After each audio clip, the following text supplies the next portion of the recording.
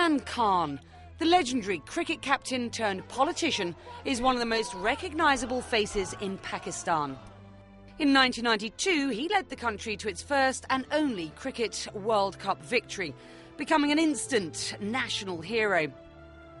He retired immediately, putting his efforts into building a world-class cancer hospital after his mother died from the disease. He later moved into politics, leading Pakistan's Movement for Justice party. Throughout Khan's life in the public eye, his personal life has also been in the spotlight. Known as a playboy in the 1980s, he settled down and married English socialite Jemima Goldsmith in 1995, a choice that ruffled feathers at home in Pakistan. The couple has since divorced. A sports legend, natural leader and a true global icon, Imran Khan is our connector of the day. And indeed, Becky spoke to Imran Khan, our connector. She began by asking him why he thought his party could make a difference. I think Pakistan is ready for a change, and especially the youth. Now, bear in mind that 65% of Pakistanis are under the age of 25. And it's the young people who basically are sick of the old politics, the old political parties. And I think that's where our party comes in, because if you do a survey in all the universities in Pakistan and amongst the young people, overseas Pakistanis, the number one party today is Tehreek-e-Insaf, which is our party, Movement for Justice. How would you respond to the return or the potential return to Pakistani politics of Pervez Musharraf? He was our connector of the day last week, and he suggested he would be interested in a return to politics.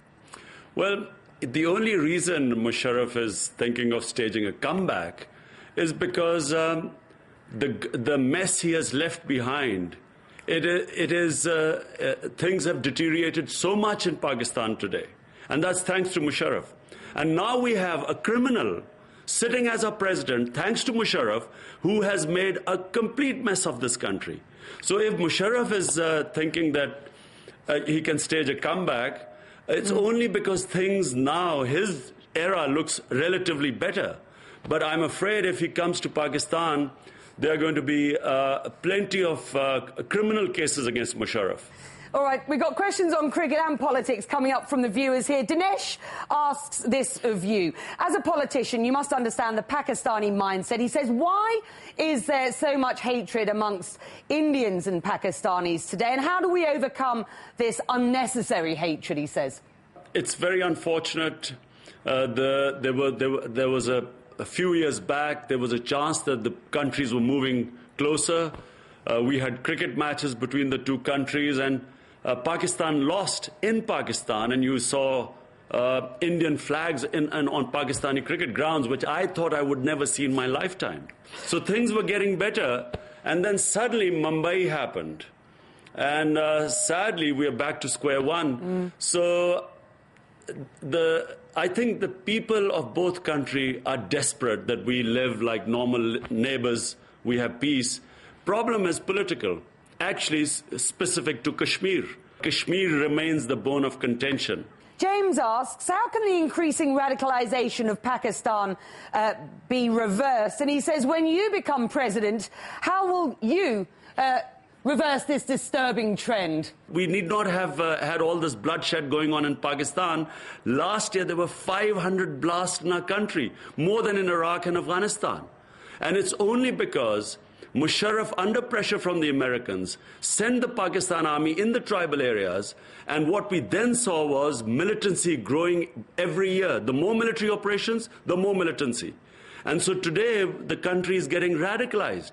Imran Khan is your connector of the day today. Imran, let's leave politics, get on to cricket, although perhaps one never leaves politics when one is talking about cricket in Pakistan. Mudassir asks, why leave the cricket world the way you did? You were a Pakistani hero, and for some, you still are. Look what's happening to Pakistani cricket today. It is a joke, he says.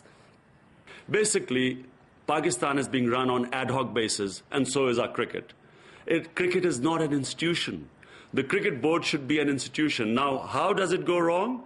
The president of the country appoints the chairman of the cricket board. the president of the country usually knows zero about cricket. So the only qualification of the chairman of the cricket board is that the president likes him or the president has chosen him. That's where things start going wrong.